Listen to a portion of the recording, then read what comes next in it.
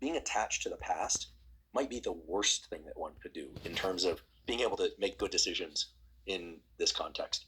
Because if we have a kind of a playbook of what's worked and what hasn't worked, but you actually talk about this. There's a passage in the book, that I'll just read it. To be aware of the assumption that the way you work is the best way simply because it's the way you've done it before. I sat with this page for almost 10 full minutes, which is not something I do very often.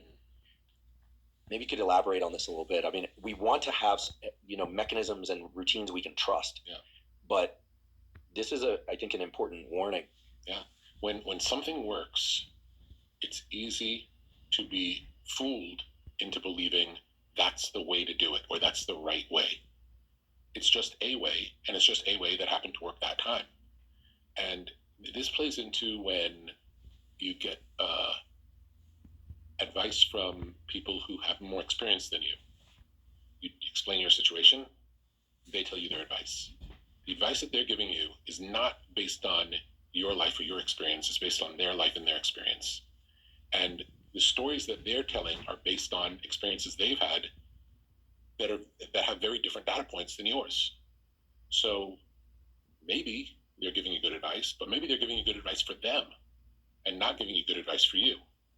And it's easy when we try something and have a positive result, thinking everybody can do this.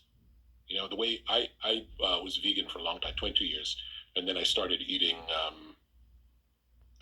animal protein, and then eventually changed my diet a few times to the point where I lost a lot of weight. The way that I did it worked for me. Right before that happened, I did something that I was told that everyone else who did what you did, they all lost weight. For whatever reason, I didn't.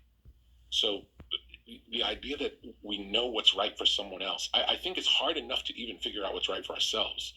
And if we do somehow crack the code of what's right for us, be happy we have it, and then still know, I wonder if that's the only way.